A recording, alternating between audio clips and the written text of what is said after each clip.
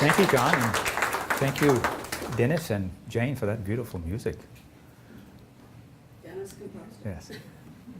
You know, it's fascinating when you realize that that was created from nothing. I mean, it's just imagination and a little practice and that type of thing. So it's really quite fascinating. Let me get rid of that mic. We're mic'd all over the place here. And I got this one so I can move around a little. Alexander doesn't really like being imprisoned in one spot, as he explained himself.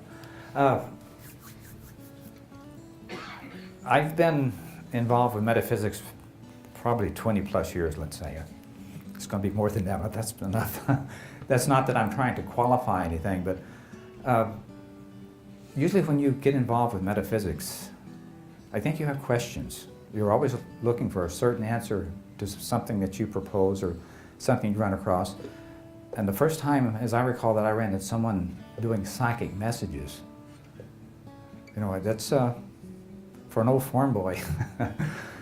The first time that I experienced that, I thought, is this real? Or is this some sort of joke, in a sense? That was my thoughts on the thing. And as I was around it more and more, I noticed there seemed to be a lot of accepted truths around that. Certain things seem to come up from out of nowhere, and if you've been around a psychic, you'll find they don't really have enough time to do all the research and this type of thing. But you kind of get impressions and almost like telepathic thoughts. So the topic today is about truth. And when I ask Alexander about that, he has a little different perspective than what you usually find. So to give you an illustration of different opinions of truth, this is a little brochure that was left at our house. Would you like to know the truth? Now, if you have a doorknob, you probably have received some of these over a period of time. And I'm not here to put them down or anything else, but it's interesting because what they're saying here is, their questions are, does God really care about us? Will war and suffering ever end? What happens to us when we die? Is there any hope for the dead? How can I pray and be heard by God? How can I find happiness in life?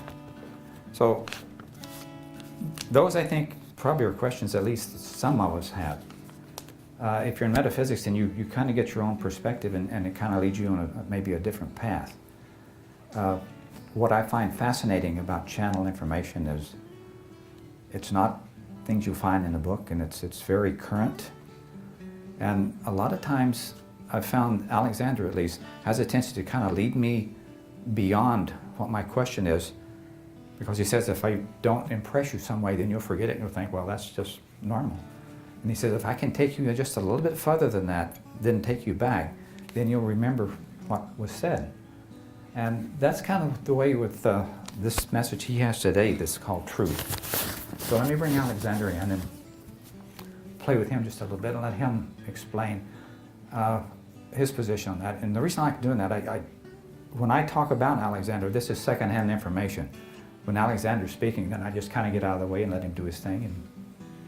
And there's a certain amount of trust involved with that. So if you haven't channeled or haven't played with that, that's the most fascinating, I won't say informative source I think that you'll ever have. Simply because it's very personal and it's designed for you. It doesn't mean they can't talk about other things than other people, but it's designed for your experience here, for your evolvement, and for the things that you need to get you through this physical life. So let me bring Alexander in and let him explain his idea of truth and see if you agree or disagree. And having said that, I want to say, Alexander says it doesn't make any difference whether you agree with me or not. It doesn't affect me. That's really your choice.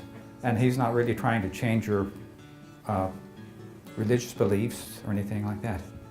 He simply states what he perceives as being from the bigger picture of everything that's going on, not just in this one particular lifetime, but in past lives, where we're headed in the future, and this type of thing. And when you get involved with,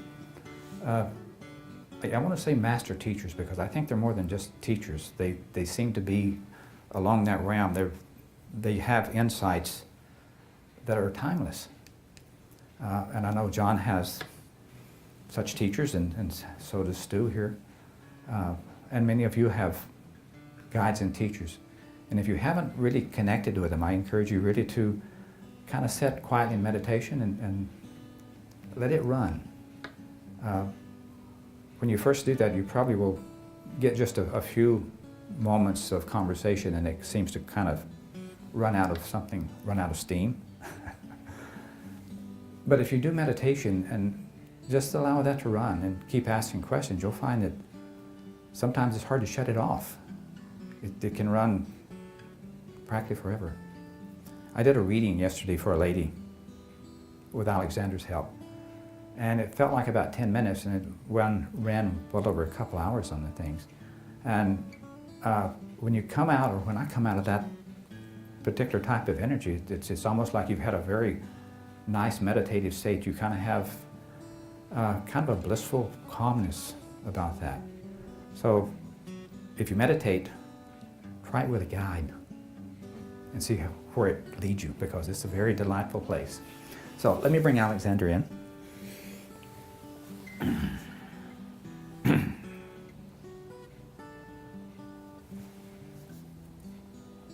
Greetings. We are Alexander. And we like to say you know who you are, but sometimes we are not so certain, because you think that you are this physical being in this physical lifetime, and that's all there is to you. Truth is, you're much more than that. This is the effect realm that you exist in. So if you have an effect realm, you have to have a cause realm, do you not? So this is where we would say to you that your higher self, or your soul's intent, resides. Everything is created from that point. Everything is created through emotional energies. Okay? So the question is, what is truth? Everyone has an idea of truth. It is your reality, your beliefs, all of that. But the only self-evident truth that you can look upon and have certainty that it is a truth is the fact that you exist and that you think, therefore you create. Everything else that you will experience is imagination, illusion, self-created beliefs, assumptions, everything. Now, does that make it true or false? You see, the thing about truth, it doesn't seem like there has to be an alternative. There doesn't have to be a lie or a falsehood. Truths are created beliefs. So you have religions that will list all their beliefs, all their truths. But the only truth, again, that you come back to is that you exist in this time and space, this now, and that you create. And from that creation, you'll have the whole world around you. If you think things have not changed within the last 200 years, we take you back when there are no vehicles to go, horse and buggies, perhaps donkeys. That was your transportation. You only could dream of flying, and here you are, almost, we would say, not caring about that now. It doesn't seem like it has any great importance. But that is mass consciousness, that is beliefs, that is self-created reality, the truths. And one truth is built upon another truth until you arrive at a place like you are now. So truth. Is there one truth, or is there more than one truth? We propose to you that everything that you perceive as truth is in effect a created reality, because you have believed that. You have seen or witnessed something that says, well, this is a possibility. And you begin to take it in and try to be logical, and the first thing you know, you have created a truth that you did not have before. You have created a reality. If we take you back to a past life and ask you to imagine the future, we doubt that you would come anywhere close to where you are now. Is that good or bad? So you get to decide. The reality is that you are creative consciousness that dwell on the other side. Even this that you call the physical body is not self-sufficient. You have the energy that you are as a creative being that surrounds that body and keeps it functioning. So does that creative energy create illness and handicaps? Old age? Perhaps. But you see, you get to decide that also. Truths are a dime a dozen. You get to decide what is your truth. What you have decided is your truth becomes your reality, it becomes your creation. You're in this time and space and you have agreed to play upon this scene. So everything that's happening, the car lot full of automobiles, the building you're in with the lights, all of that is created reality, created truths. Now, if we ask you how old you are, you'll say, well, I have this birth certificate that says I was born in such and such a time, so I must be about this age. Is that the truth?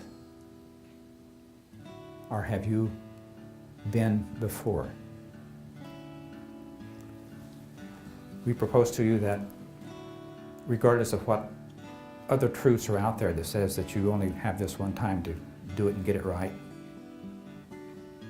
that you've had many, many trials, your creations. So you're here in this time and space.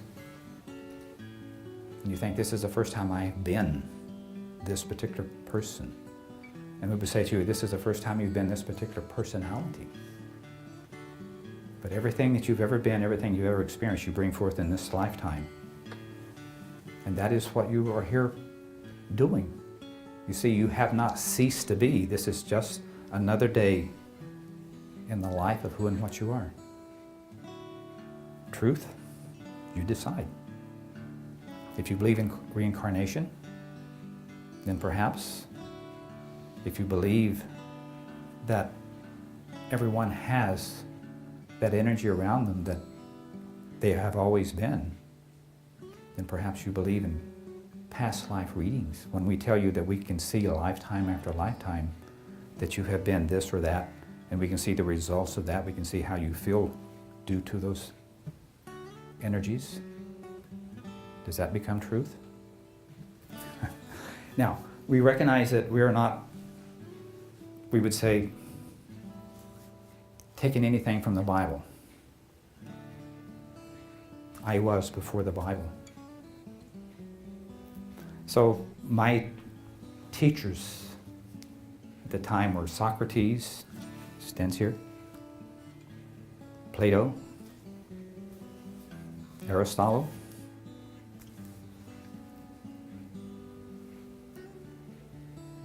and there are others also, but those are the main three that I have chosen to work with, and they still are around me. We are part of this we combination. So we have to tell you that you are playing with old philosophers, and you think, well, if they're from a certain time and age, then nothing they have to say has any relevance today. But there's a bigger picture that's happening. They have the ability to stand back and look and say, and observe. They grow and learn just as you do. Simply because you're on the other side doesn't mean that you have ceased to take in information and to decide truths. But again, the one truth that is self-evident, undeniable, is that you exist now and you think. Therefore you create. From there, you decide what else is real. You're looking at reality and you think, reality is the same for everyone. Everyone in this room looks around and sees the same world. No two of you see the world the same. You see, you are actors. Whatever you are doing, being, that is the eyes through which you look. If you are a carpenter, you see a house and you see how it's built inside your mind. If you are a housewife, then perhaps you see families, not just one particular family, but ancestors. Notice the reality, the truths are completely opposite. So whatever you are being, recognize that you are unique. However you are manifesting your reality, your beliefs, unique to you.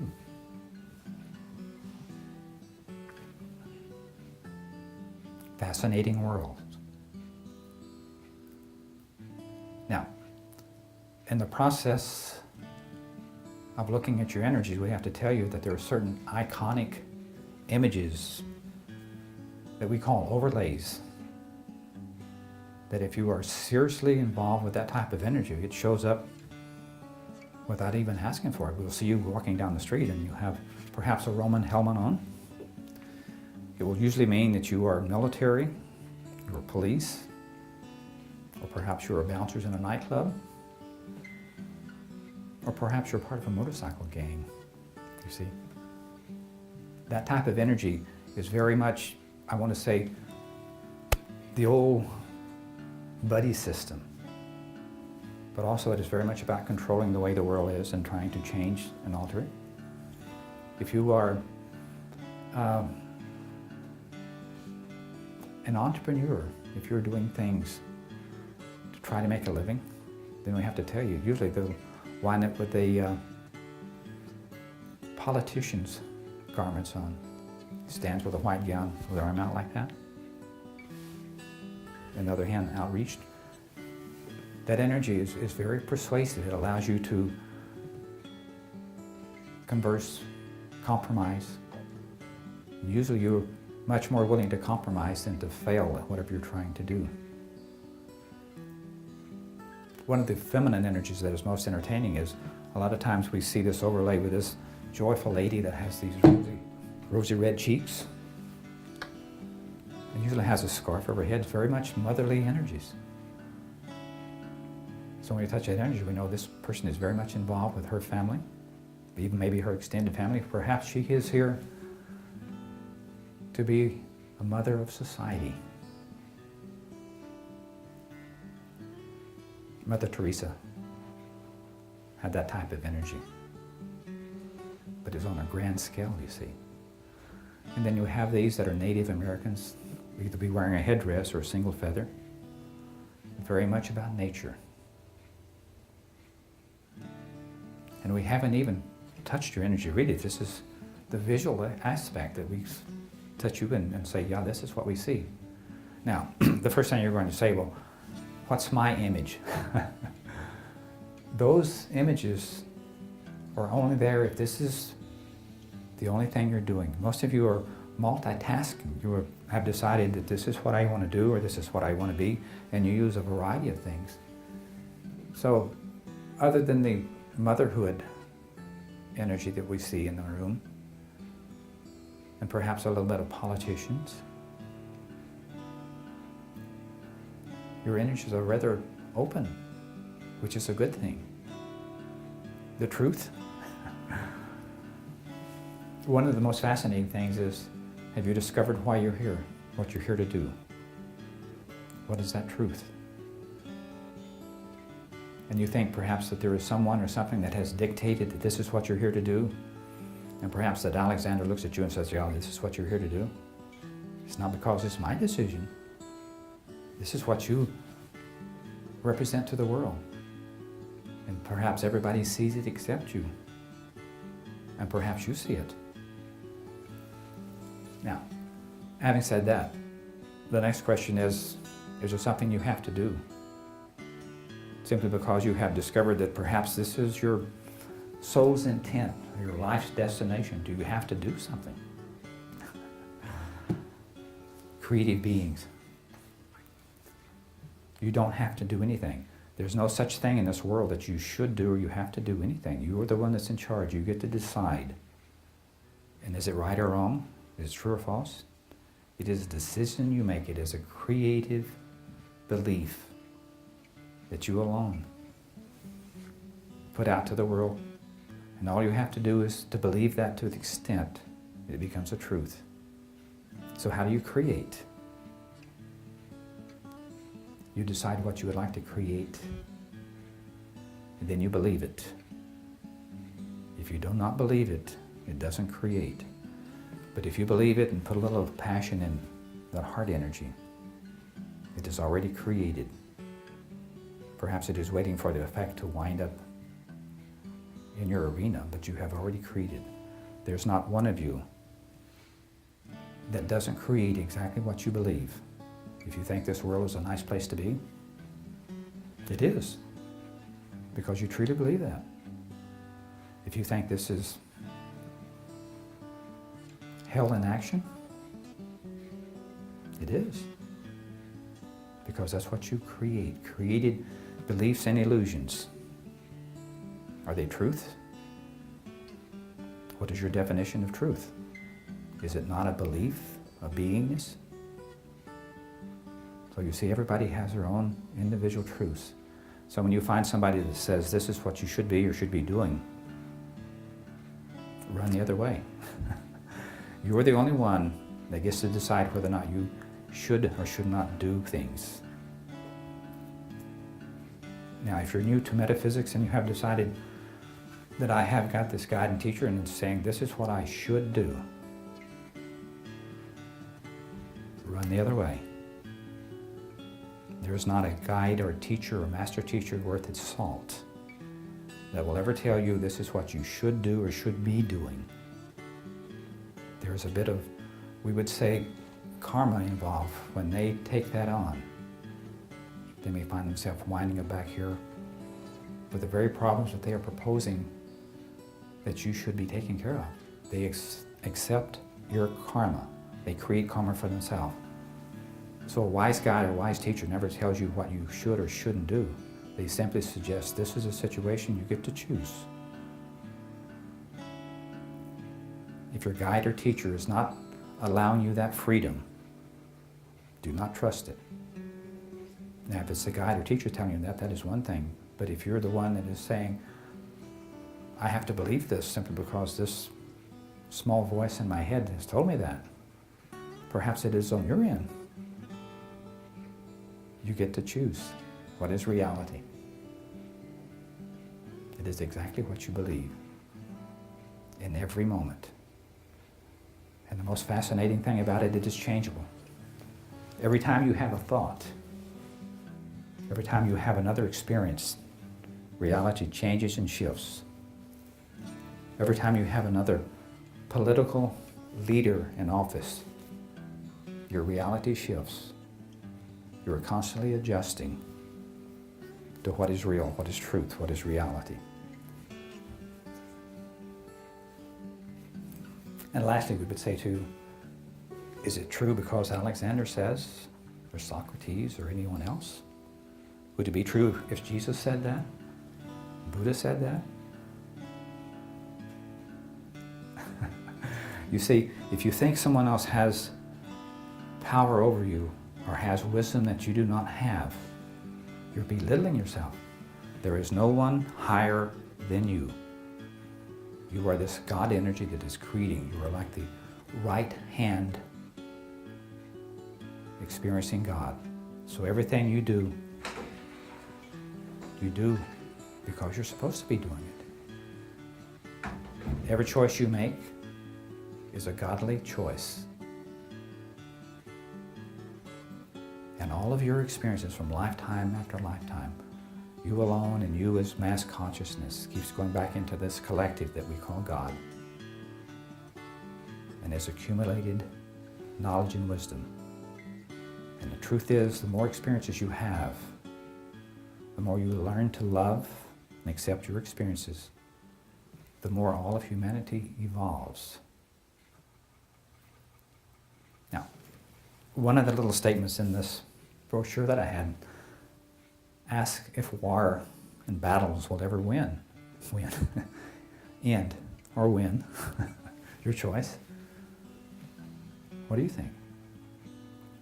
You're growing and you're evolving. It ends the moment you decide not to participate. All wars and all battles become a reality only if you wish to play that game. Step aside from that and decide not to be that. And the first thing you will say, well, then all the negative energies are going to overtake the earth and we're going to be subject to slavery again. Are you? See, no one has power over what you think, how you're being, except you, unless you give that to someone else. So if you wish to change, simply decide wars and battles do not exist. If you wish to change, decide that negativity does not exist. If you wish to change, learn to love yourself. In that process, you'll learn to love everyone and everything. And you grow and you evolve and you become exactly what is expected of you. You become masters of this plane. Now, let's say you have mastered this plane. You think, oh, that's a pretty neat achievement, and we do not disagree. But if you believe that it is the last time you have to show up here to go through this physical plane again, you're in for a surprise. Almost all of you will decide to come back again and again to see if you still can do it, to see if you got it right. Even though you got it right one time, you come back again to try again, and you come back as teachers and helpers. And many of you, even in this lifetime, are back as teachers. How do you know? Sometimes your mouth and your voice works without due consideration from this here, from the mental. It is more like on the spiritual planes, things simply come out of your mouth, and sometimes they are hurtful to others, and sometimes they are helpful to others. Sometimes things need to be said to someone, and the moment you do, you think you have this foot in the mouth disease. But that is part of evolving. And if you stick your foot in your mouth enough, you finally learn to close your mouth. You begin to have a sense of being more loving, more kind, more allowing. Because the only one that you're here to take care of is yourself. Not your children, not your spouse, not the world around you. This whole experience is here just for you. Sound selfish? You are like a jigsaw puzzle in this reality of God. Each of you are very special because you only fit one place. And you're the one that's in charge of that. Not in control, but in charge. You get to be the director. And when you are directing, you allow the world to happen for you. The truth is that everything that happens for you. It is like a gift. And if you're trying to control it, it doesn't work at all. Because when you're trying to control, you've already decided this is how this picture must be painted. And when you back off and simply let it happen, you discover that the one that's presented to you is much more beautiful, much more kind and loving, much more real than anything you could have imagined from this. The brain, the physicalness, is a one-time thing. The soul is here forever. So we have asked you earlier, how old are you? The earth that you exist upon is believed to be several million years old. We tell you that you existed before that.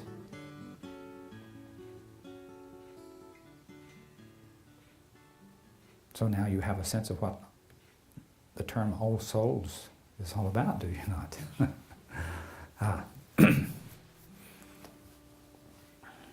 So what is truth? What is reality? It is what you want it to be. You're in the right place at the right time, doing exactly the things you should be doing. Whatever choice you make, it will still lead you where you're going. Can you make a mistake? I do not think so. You simply make choices and you get to experience the results of that. You may call it karma, or you may call it hell, or whatever else, or you may call it heaven. But you are the one that creates your reality from moment to moment. So even within this moment right now, you are creating reality. If we said, did you exist 10 minutes ago? Right now, you do not. You only exist now. Can you exist 10 minutes into the future? A month into the future? A year into the future? You cannot. Right now is your existence. Everything else you create. Now, what you are believing to be truths are things that you have created. So you create illnesses. How do you get from there? If you believe strongly that for whatever reason this is your illness, you have bought it. Until you decide this is not you, that you're not this illness, it will remain with you. But the moment that you decide that you are more than that, perhaps that you decide that you are a creator, and you step into your own power, you'll find that illness does not exist. And if you do that enough, you step away from awareness of the body into the soul's consciousness, into the reality of how you create. And everything is created from that point. And this physical body becomes like a suit of clothes that you simply change over and over again. You come back with a different body, but there's a part of you that you take with you. And it winds up being your personality in the next lifetime. It winds up being the things that you have challenged yourself to try to accomplish. And you come back into this newborn body, and you spend so much time trying to get it to work properly that you have forgotten. What about next time? You see, rarely have you been exposed to possibilities that you can come back and you can remember who you were, why you're here. And yet we tell you, you still have these iconic overlays around you. We tell you that somebody can touch your energy and say, this is what I see. And perhaps it is not truth for you because it is not something you believe or that you have not experienced. But what if we could touch you and say, let you see what you have been in the last lifetime, how you felt about it, how it affects you, and the next one and the next one. And we can take you back and say, you've had this experience that is identical to this person, this lifetime, and this lifetime. And still your beliefs, your reality will be 180 degrees different. Everybody is that unique. Your fingerprints in the world of God, each unique. Now, have we challenged your beliefs? Remember that we had said something earlier that we like to kind of press the point a little, take you a little bit out of the envelope so we take you back so that you will remember.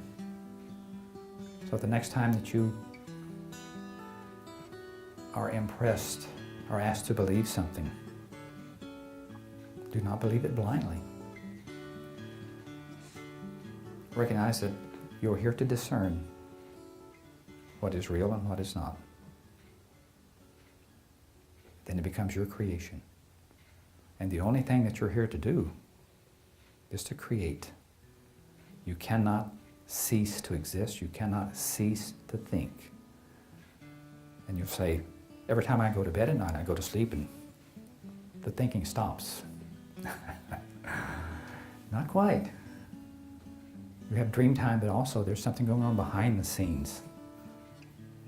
The soul never ceases consciousness. And your big challenge is every time you come in, every time you go out, from one lifetime to the other. It is quite dramatic, even on the soul level. But you have those that receive you here, and you have those that receive you on the other side when you leave. Truth are consequences. We're Alexander. So we say to you,